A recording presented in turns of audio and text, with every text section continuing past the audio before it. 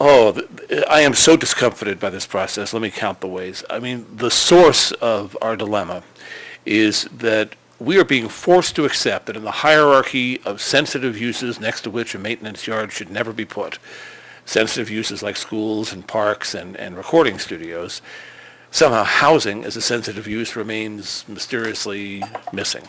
And the decision has been made to place this yard in a place where we as a city would never have wanted this yard.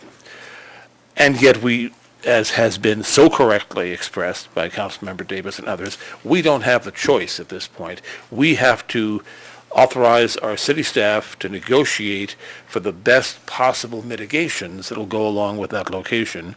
Or we could just say, we don't want your stinking yard and we'll see you in court. But that doesn't seem a very productive course of action for an elected city council representing the community. What bothers me is that we are hearing that things are committed to in principle. I want to hear that things are committed to with resources, because the reality is that what is committed to now may not get built if the money runs short when the time comes to put those mitigations in place. I want some assurance in terms of our negotiation that these things will actually happen. I think hoping that the paint shop is someplace else isn't enough. We either have to ask for a supplemental EIR such that the community gets to tell us what mitigations would cure the problem of having that paint and metal shop there, or we have to ask that they find another location for that paint and metal shop.